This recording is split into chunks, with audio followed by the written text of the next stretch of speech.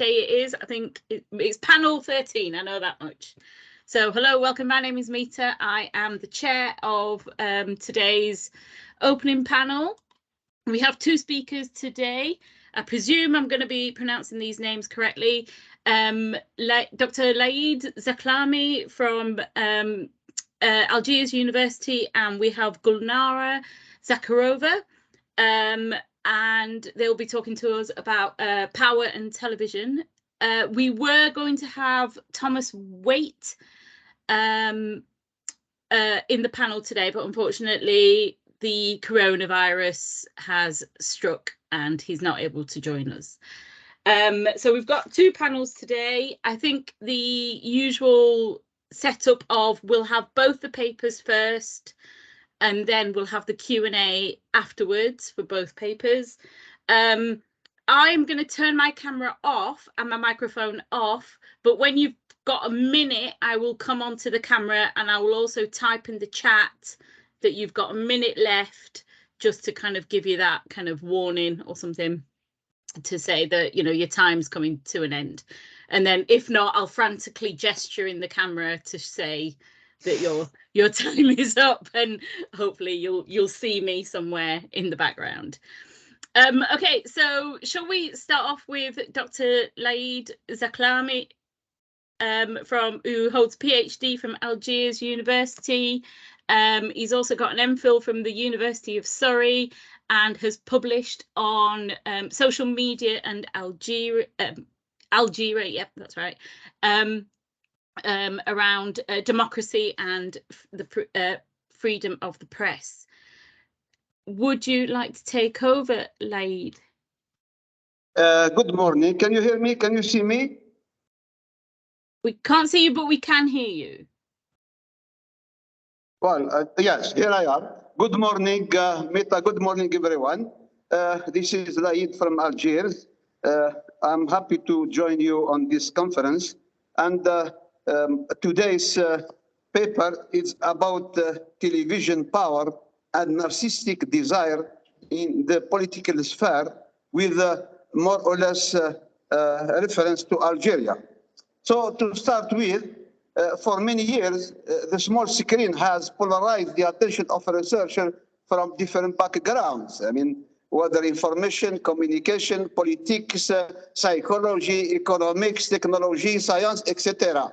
But to mention one reference, it's Alan Laeed, who predicts that the end of the magic of television set and the magic of television overall. For him, it is the end of the sacredness of the screen and its banalization. So that's to say, for many years, television image remains more credible, given its magical and narcissistic power.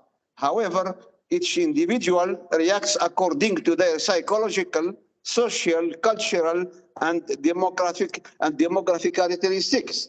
So the influence of the media, of the medium of television, depends on the physical and psychological vulnerability of those exposed to it.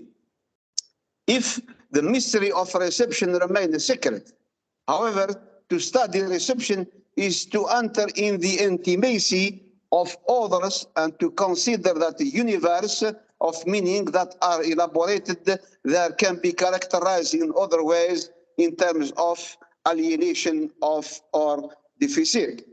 After all, television has the power, and it's perceptible and will remain present in the lives of citizens in the West, but not longer as a sacred object.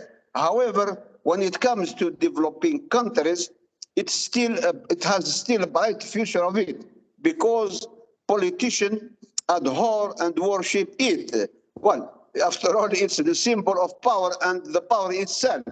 And there is some kind of legitimization by using the television. It is not by chance that during putschs and coup d'etat, television as a medium, a sacred medium, is seized and becomes an absolute tool for political legitimation in many countries, and particularly in as I said earlier, in developing countries in Africa, Asia, and South America and Latin America.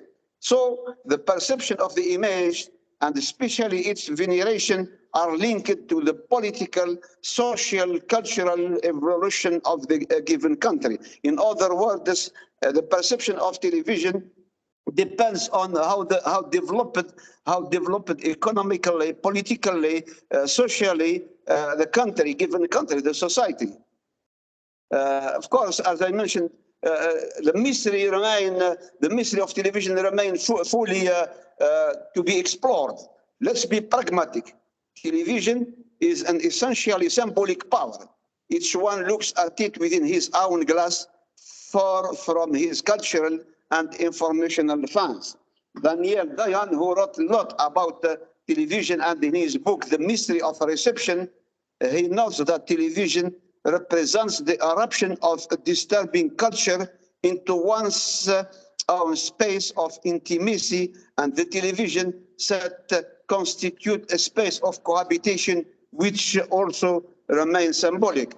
So television is the product or contribute to the imagination or imaginary construction of the national community. Reception studies,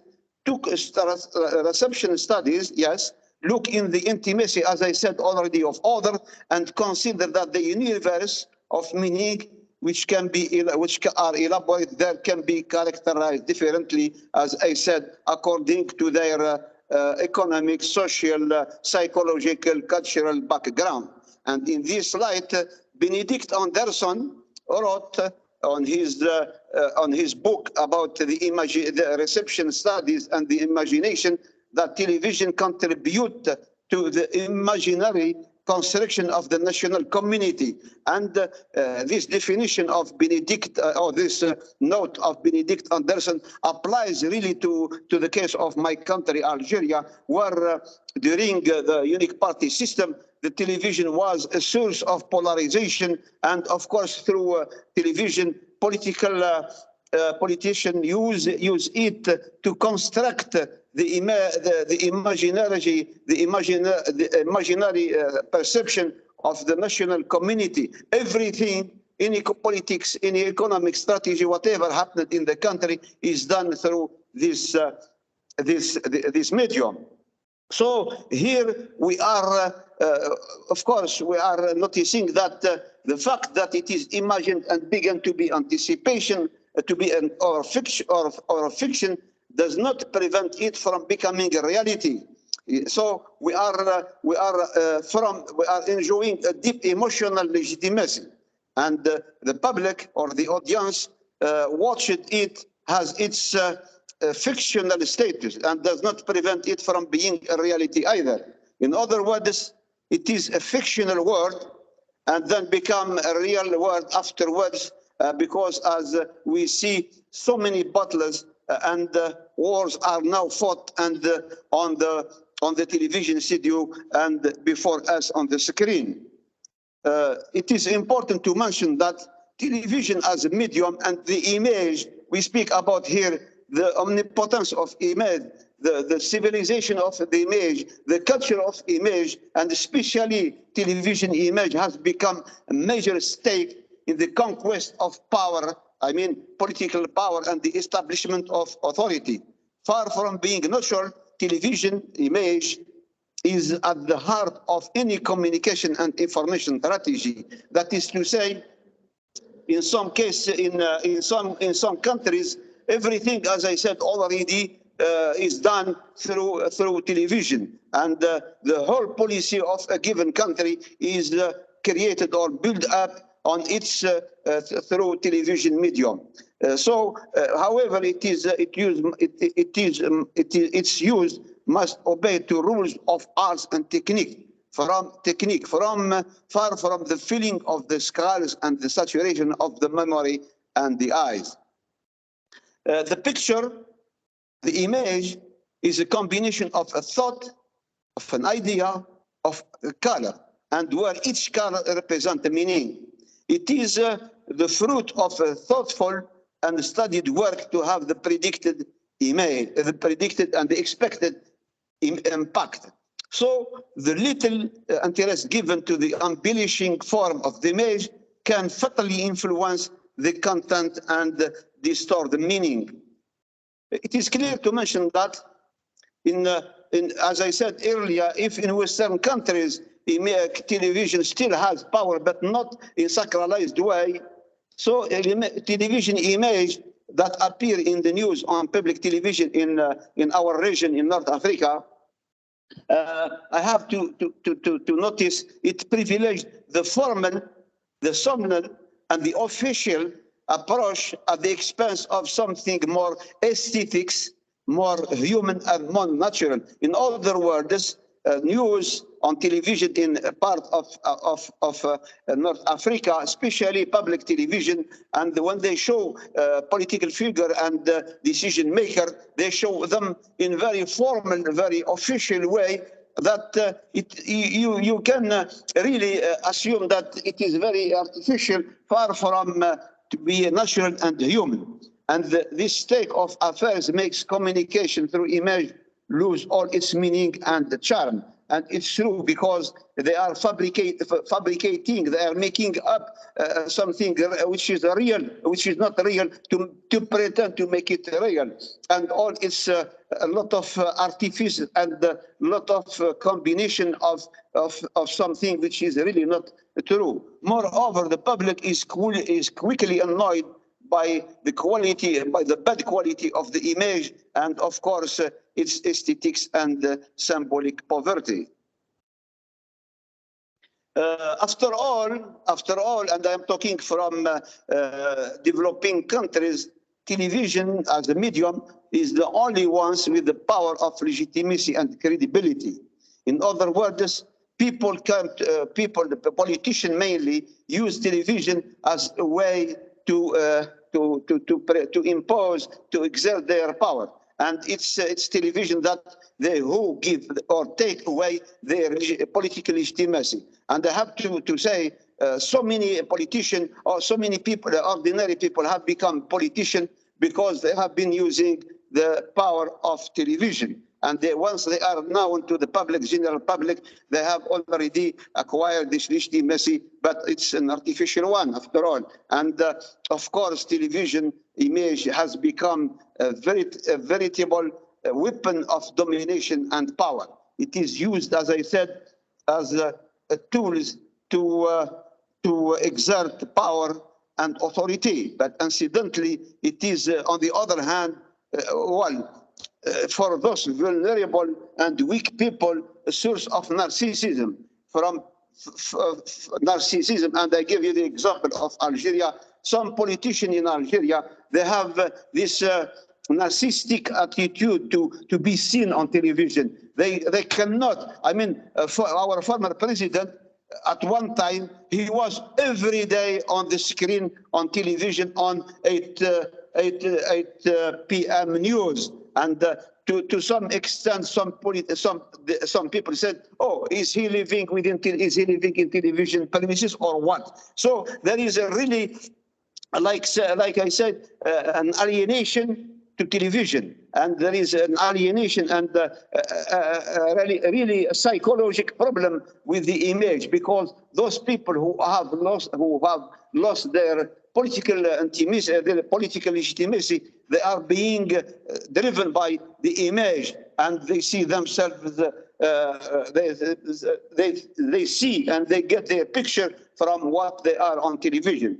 And this is the end. Of course, the question is: this the end of magic television? Again, as I said already, and I have to repeat, Le Dider predicts the end of the sacredness of the image and its banalization. But still, what he said applies to developed countries, democratized countries, where television is now available to all places. And now, of course, nevertheless, in Algeria, for instance, television remain present, but without, now I have to admit, without this being a sacred object. Why?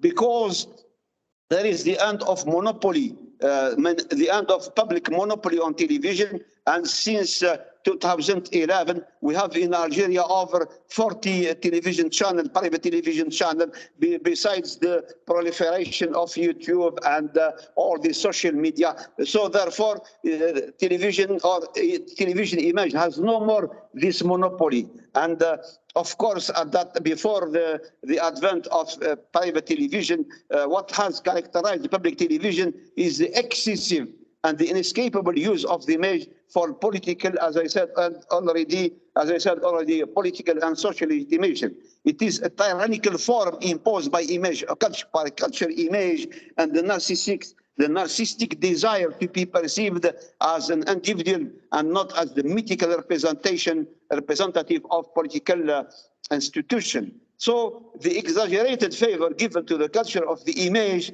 to the detriment at the expense of sound written word, and it has its share of abuse, political abuse and psychological alienation. It is worth to mention that fiction, it is a word of fiction that translates into reality, and as I said already, where battles are fought on and story are fought on the studio and before us on the screen, and until now, I'm talking of my country, is still political structure use this television to go through or to pass their message. And many politicians still venerate television, and they want to appear on the screen for their own political legitimacy, but also for psychological desire. In other words, they have really, they want to be always on the screen, although the multiplication and the proliferation and the democratization of the audiovisual sector has now offered more opportunity to people, and in general, people are no more obnubilated, or threatened or thrilled by television anymore. And now we are moving towards more normal approach where television is one message, as the case of radio or a newspaper or electronic media. Thank you very much.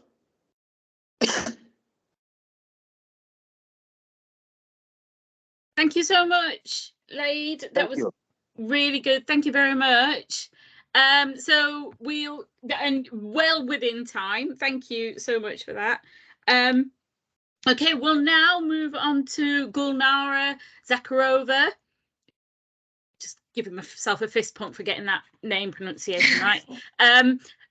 Gulnara has studied political science in Moscow and is now continuing her education in France.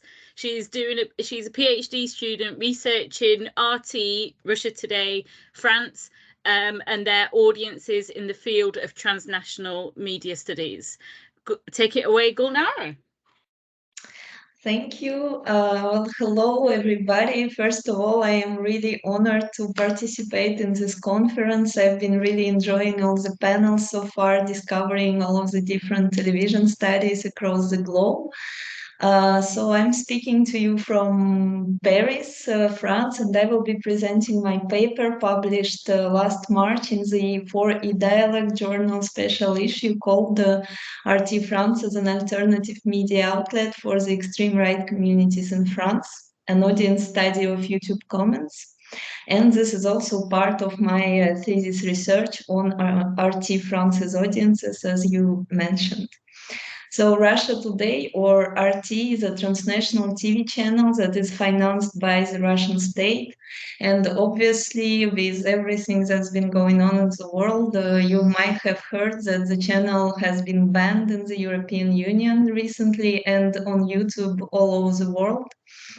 So hopefully this research will represent some historic value, because none of the videos of RT France on YouTube or comments are no longer available online.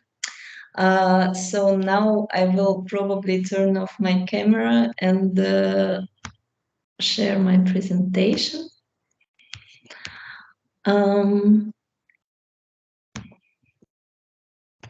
Hopefully you can see it. Yes, we can. Yeah.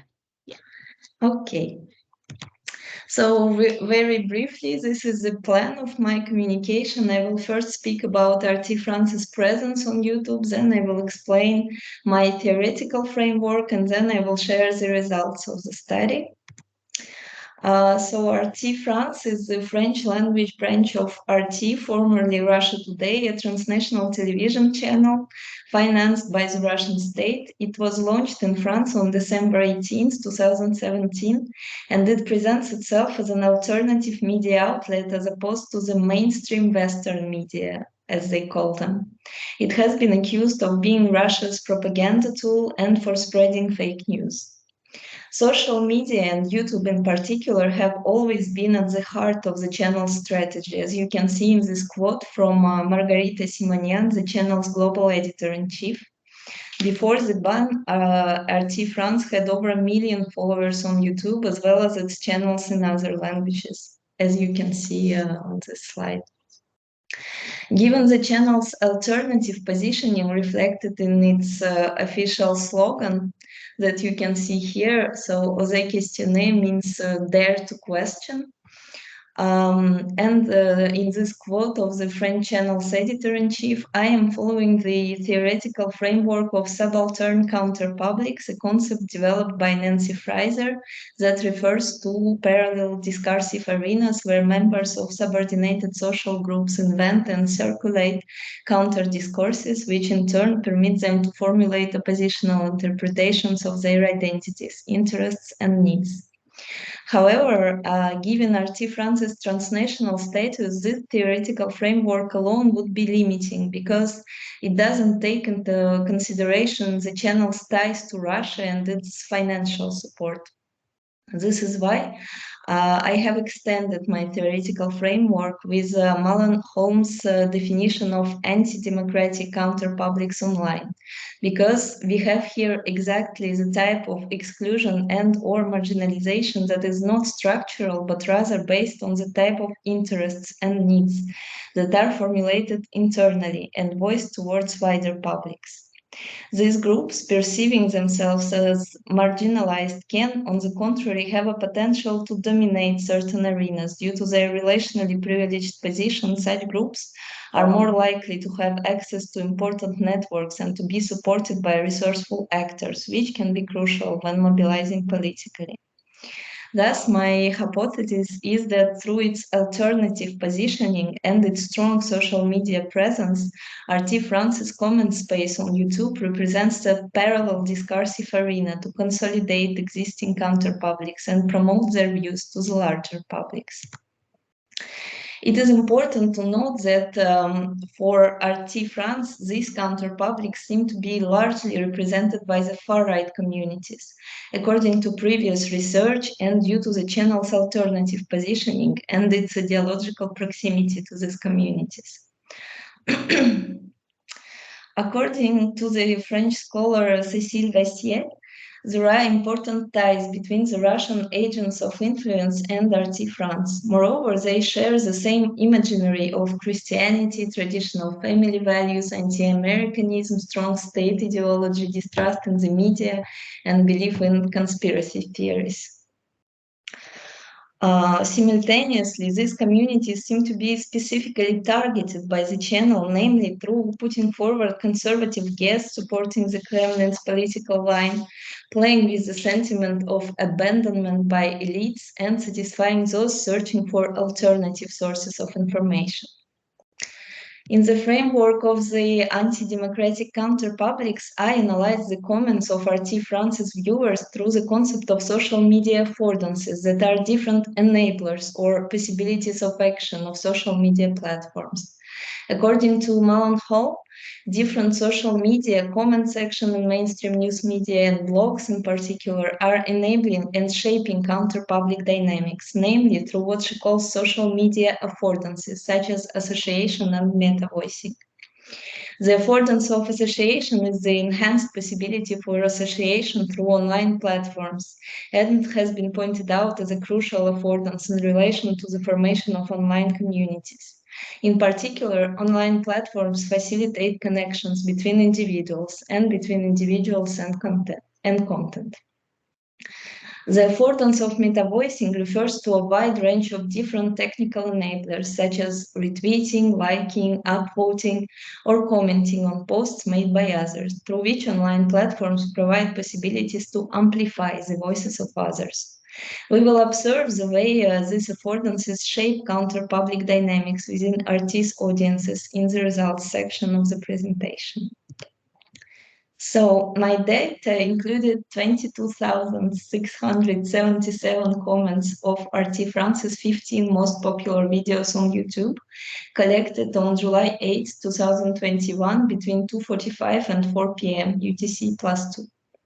The most popular videos were chosen for the variety of topics, formats, and length. They also represent a large time frame. The first video was published on September 28, 2016, and the first comment was posted on the same day, while the most recent comments dated from the day of collecting data. I conducted qualitative analysis of the comments collected through the YouTube Data Tools software, allowing to download all comments of a specific video in a tab format with the nicknames of people, date and time of the comments, and chronological dependencies of the replies, as you can see here. Another tool that I used to visualize comments was YouTube Comment Search Google extension that allows to find specific comments directly in the YouTube interface. So now let's jump to results. First of all, the majority of RT France's most popular YouTube videos are international news topics, as you can see in this table, where only 3 videos are local. Are on local news agenda. It's the 2 videos about the Yellow Vests, and 1 is an episode of the Forbidden to Forbid talk show. You will notice that the table contains 16 videos and not 15. This is because comments for one of the most popular videos were deactivated.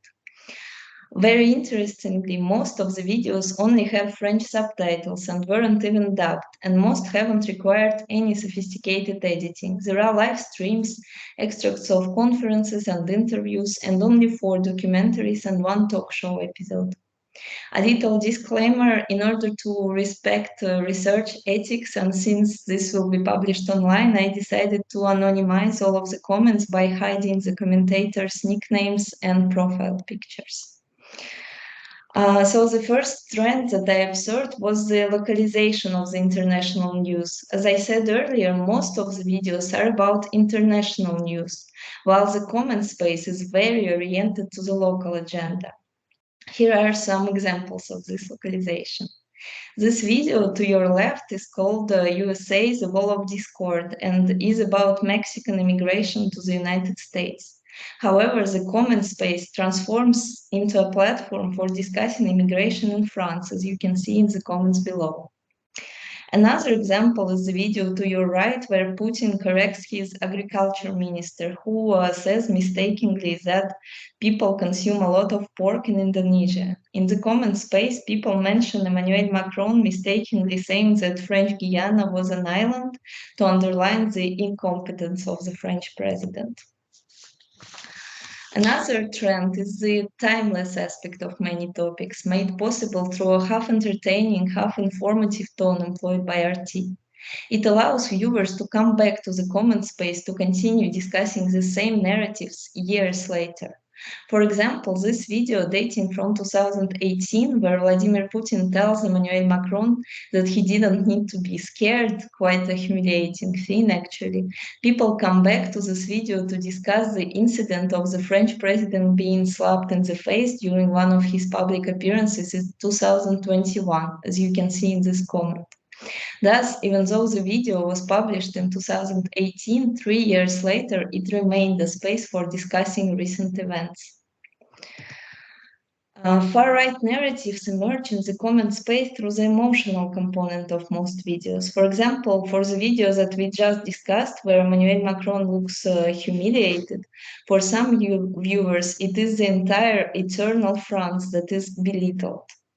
This belittled France needs a savior, and this is how the comment space becomes a platform of political mobilization for the far-right communities, as you can see in these comments on this slide. Another trend that may appear absurd or counterintuitive is the admiration that many people express for Vladimir Putin or the great or saint Russia in the comment space. One could think that this admiration for a foreign political leader may seem contradictory to the views of the far-right communities. However, this phenomenon can be explained by what Vlad Strukov calls moderate patriotism. It allows one to see the home country as one of many objects of loyalty that can be constantly scrutinized, while journalists can utilize the contradictions between the patriotic and global perspectives in order to appeal and manipulate their audiences to gain a geopolitical advantage. Thus, this admiration and closeness is more value-based, where Vladimir Putin serves as a symbol of a powerful leader of a country whose example France should follow, according to these people in the comments. Finally, let's explore the impact of social media affordances on shaping the comment space.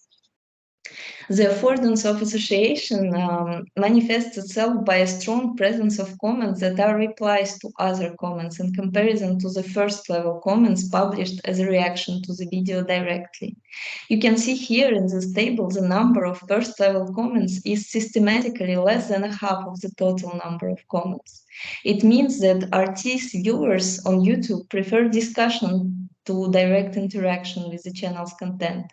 They go to the comment space not only to interact with RT's content, but to have discussions with others, creating links within existing counterpublics and shaping these views toward and sharing these views towards wider audiences. The affordance of association also has an important geographical dimension. Social media platforms allowing cross-border communication, as you can see in this video where people from Belgium, Korea, and Russia show their support to the Yellow Vests. The most interesting trend that I observed was the affordance of meta-voicing. A qualitative analysis of the comments showed that they represent a variety of points of view, and the topics of the most popular videos are not directly linked to the far-right narratives. However, the most visible and popular comments seem to be those containing far-right ideas. You can see here from the number of likes and replies that anti-democratic ideas are more popular, and the opposing points of view are often ignored. This is how the affordance of meta-voicing offers an increased visibility and a certain authority to the points of view that are dominating the comment space. Moreover, the affordance of meta-voicing is manifesting on YouTube in this particular case by the fact that only the most popular comments, the most liked and commented, are displayed directly below the video, while others are hardly visible way below. One needs to scroll for a long time to read through them. The top comments are often the most liked, but they seem to also have the most replies, in part thanks to their enhanced visibility and their position directly below the videos. You can see in this example which are the comments that are visible directly under the videos and how they create an illusion of these kinds of narratives dominance for people who have read through the comments, but in reality they only read through the top comments and they haven't really seen the entire discussion space below the video. If those who do not agree with the dominant points of view are not ignored, they are quite fiercely attacked, as you can see in this example. The person questioning the dominant views is treated as one easily fooled, repeating natives' narratives. Incapable to make his voice heard, the commentator concedes summarizing all of the dominant points of view that he observed in the comments. Thus, we observe that through the affordance of meta-voicing, initially alternative points of view of the extreme right communities end up dominating the comment space, gaining visibility and marginalizing opposing views. To conclude, RT France's YouTube comment space seems to contribute to the consolidation and development of counterpublics through the alternative positioning of the channel while being a privileged player possessing important resources. By providing these counterpublics via its YouTube channel with a platform to promote and share their views internally and to wider audiences. Far-right discourses emerge in the comment space due to historical and ideological ties between RT and these communities, but also thanks to the timelessness and hyperbolic meaning of the topics covered in a half-entertaining, half-informative, and strongly epistemic or emotional way, and the localization of international news to the domestic agenda. Once emerged, these discourses are developed through the social media affordances of association and meta-voicing. So that's all for my presentation. Thank you for your attention, and I will be happy to answer to your questions later. Thank you so much, Gulnara. Thank you very much. And again, bang on time. That was fantastic. Thank you so much. So, questions, comments, feedback. Is anyone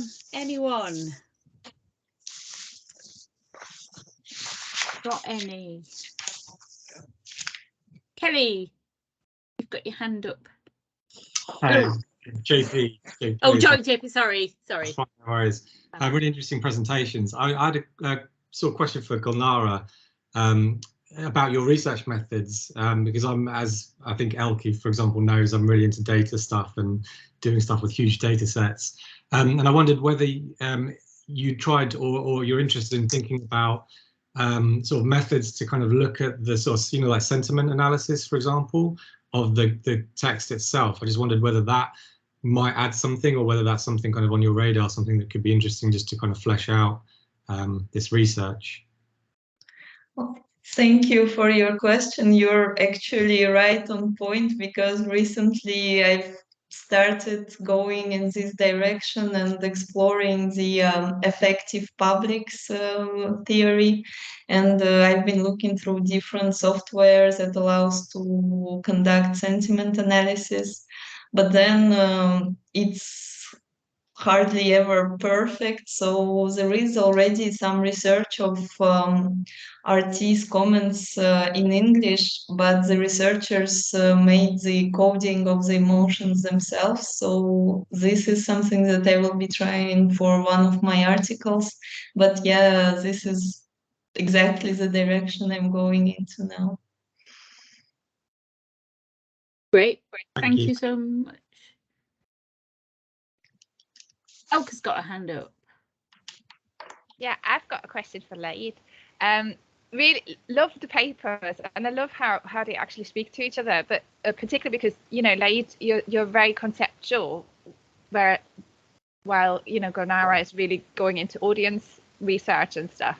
But that precisely makes me question, in a way, do we know anything about the power, how much power television has in Algiers in terms of audiences? So is there any evidence, in the same way that Gulnara highlighted, about maybe, in the past, precisely that there was this polarization, and now a kind of lessening of that because of those 40 odd channels that you now have? Thank you very much, Katie, for the question. Well, I'm talking about two periods in the Algerian politics. The period before when we have the monopoly of the public television, and of course it was clearly that the state has a strong grip on politics through television. No one can intervene. I mean, in other words, television is the real power of legitimization. That's exactly what happened. And you cannot get any promotion, political or social one, if you are not well known through television. More than that, some of the decision maker, and as I said, former president, he used television just to tell people that here I am still alive, I am here, I am the powerful man, I am who is here to govern. So television has been used, misused, abused, and now, after 10 years now, about 2011, when we have now the proliferation of television, private television, and now with the advent of social media, it's clear public has no more the sacralized view on the image, or on the television image, and now it's a more ordinary one. But still, we have to admit still we tend in Algeria to tend to be a society which is addicted to the culture of image. And yes, because we are promoting or advocating culture of image and oral. We are not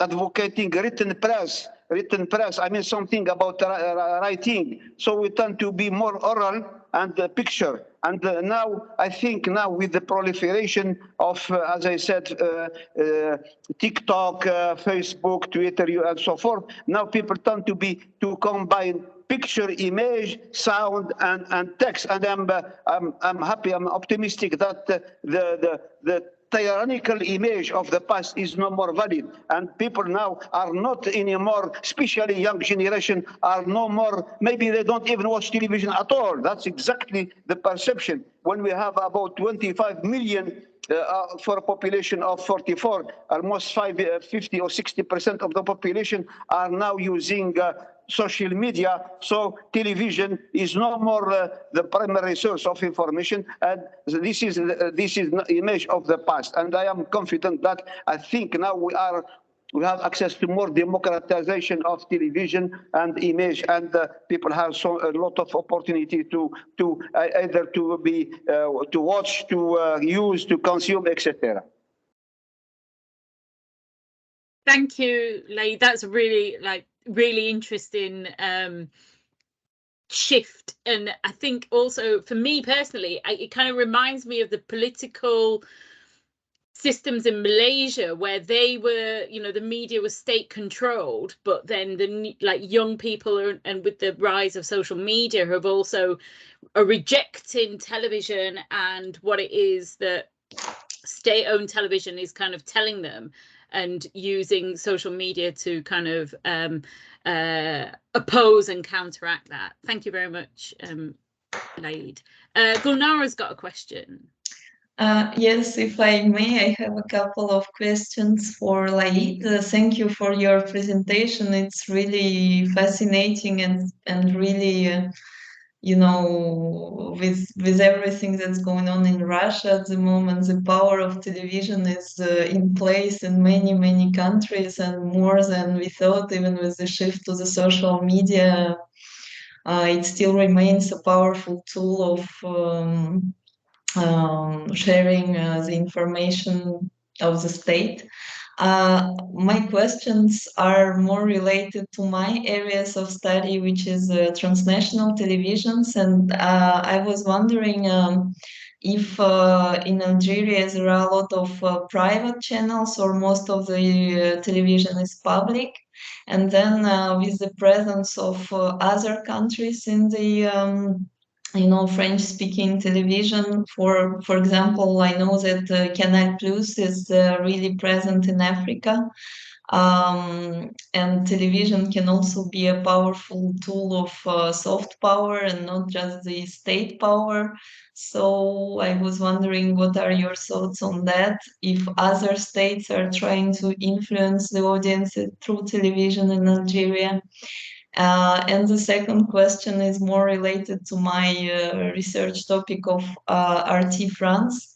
Now that the channel was banned in the European Union, I've been noticing in the comments and in the audiences there are a lot more of people from other countries, French-speaking countries, which can be also countries in Africa.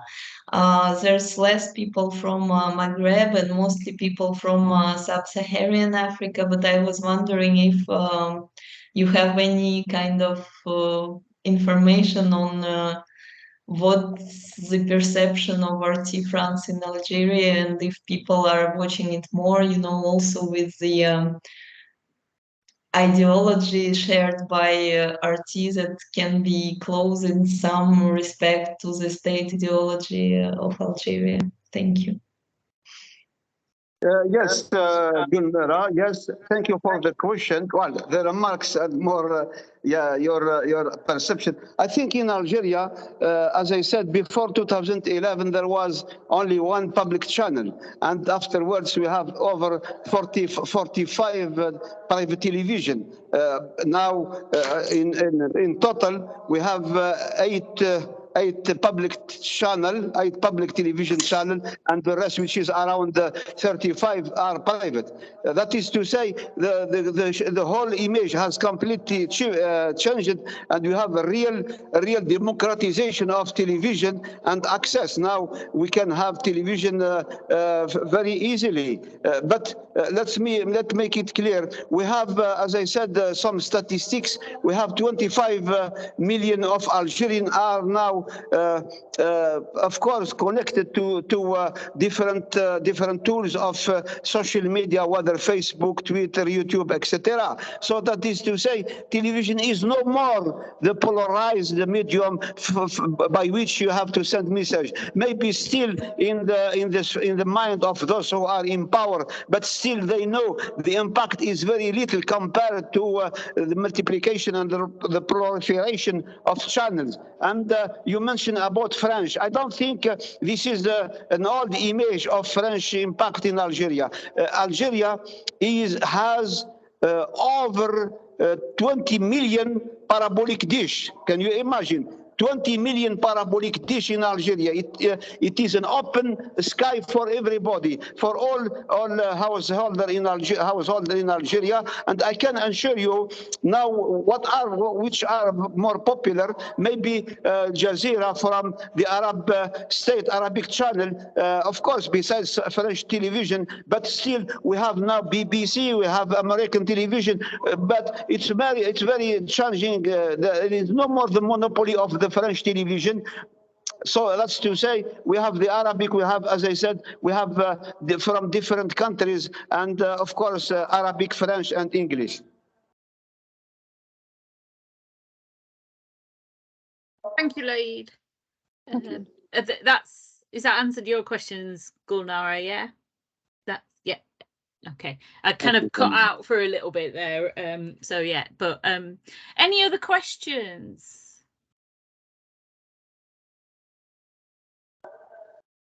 Comments? Elka. Oh, is that a legacy one? I'm not sure. No, it's not. It's another one, because it kind of what Laeed said made me think about Putin, obviously, because Putin has really used his own image, obviously, in the past, in order to emphasize precisely, his strengths and stuff. And there's exactly the sacredness going with it, isn't there? But obviously now he's ill, and you can see it increasingly. So what's happening there? Gulnara, can you respond to that at all? I don't know if that fits into your topic. Well, it's not really my area of expertise, but as far as I know, he's still very present on television. Obviously, the war and the reasons for the war were announced to a special speech for the public. I think that his image is still very powerful, and he still will be present online or on television, on the state channels, because it's kind of the image that holds everything together. But then there are other political actors, like the foreign affairs minister, Sergei Lavrov, who is also very present right now. And I've been actually noticing also an increase in engagement of people with RT's content once there's either Putin in the video or Lavrov. So I think this engagement is really personality based, and that's going to remain this way.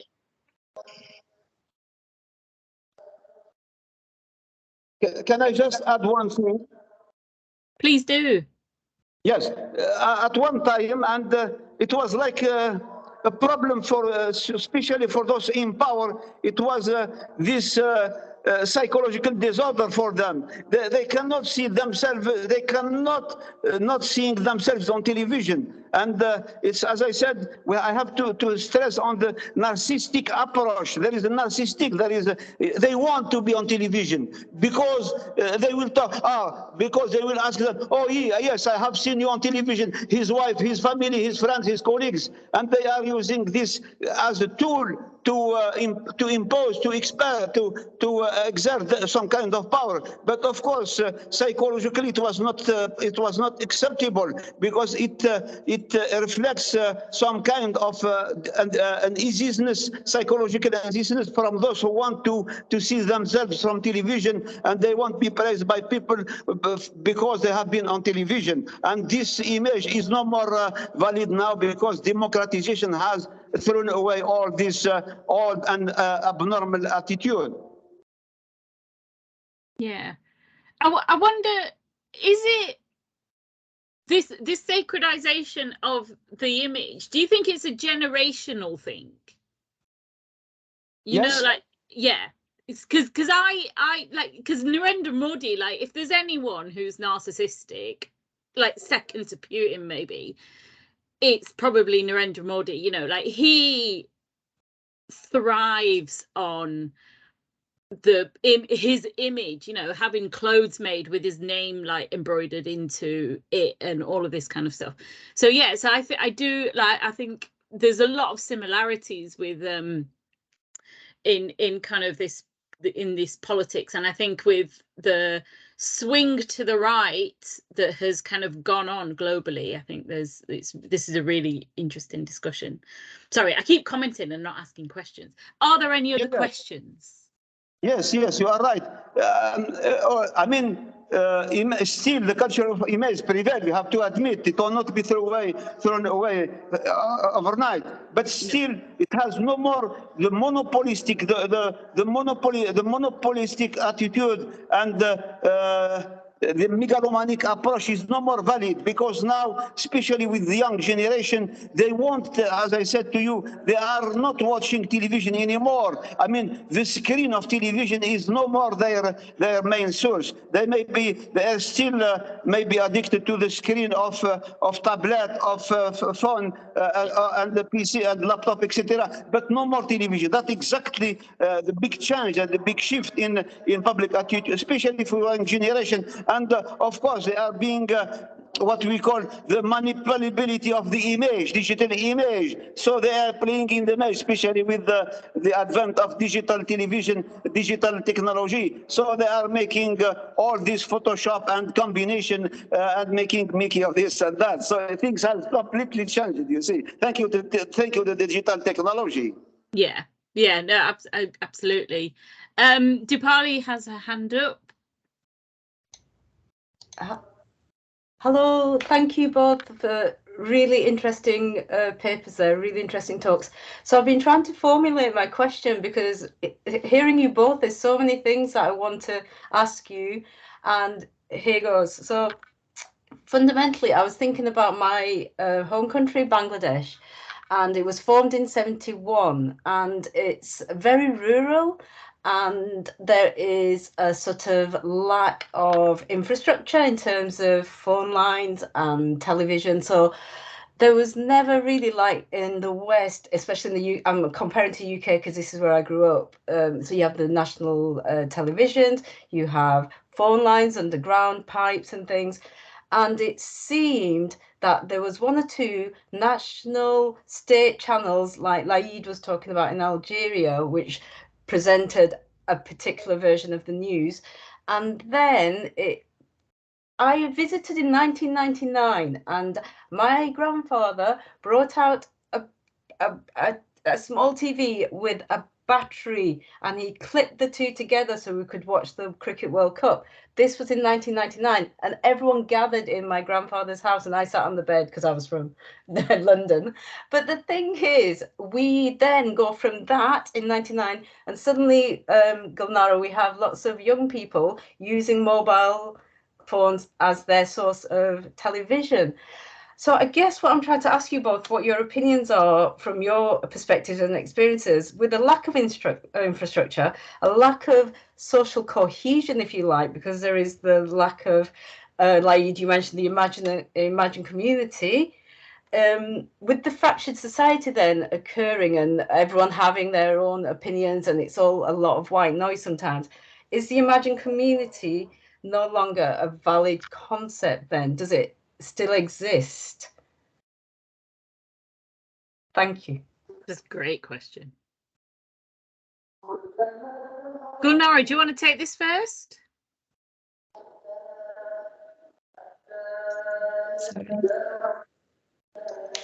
Yes, well, sorry. It's okay. Thank you for your question. It's really interesting. Well, first of all, we can presume actually that most of the social media users are young people, and actually this was the audience that was targeted by RT initially. But by analyzing it more and more for my PhD research, I'm realizing that most of the people are not really that young, those people who interact with this content online. It's mostly, well, there's a lot of far-right communities or conspiracy theorists and just people who question a lot, anti-system people, for example. But for the imagined communities, I think it depends. In the national sense, there's still this common background of culture and references that television provides. And I think that RT capitalizes on this a lot because they actually mimic a lot French television. They have hired a lot of French journalists, for example. The format was really the same, and they really try to find the topics of discussions that are important for the French people, and you can see that it is really adapted to their imagined community of this particular group of French people that is based on these values of Christianity or anti-Americanism, this independence. And I think in this, as I mentioned, there's this definition of moderate patriotism that explains it really well, in the sense that they admire the values of other people, but they always apply it to their country, their culture. And RT has actually been doing a pretty successful job at actually capitalizing on this imagined community. So for me, it's still a valid concept, maybe, even though it's a little more volatile now, obviously. So yeah.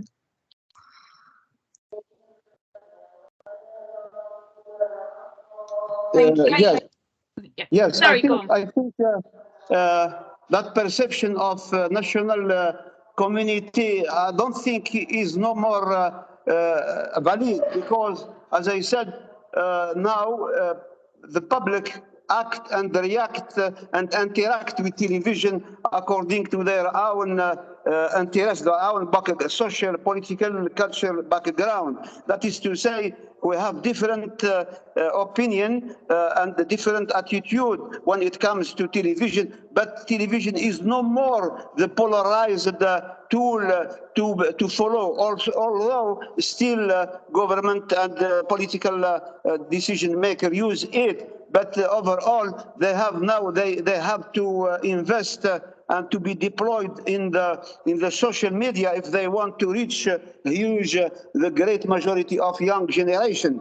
But of course, still the image of culture prevail, as I said. But depending on how vulnerable, how weak, how vulnerable the audience, and it's clear, as I said to you, the democratization. The democratization of the society will help to remove all misperception and the wrong attitude on television. We cannot admit that everything has to be done on television. Television can be okay, a good, excellent tool, but it has to be a real message, It has to be a sincere message. It has to be a true message. It has to be a democratic message. We cannot use and abuse of image or culture or the television image, for God's sake. So that is now people, because they have different sources of information, and therefore they compare what is on television, which is maybe sometimes a fiction, and what is the reality. And of course,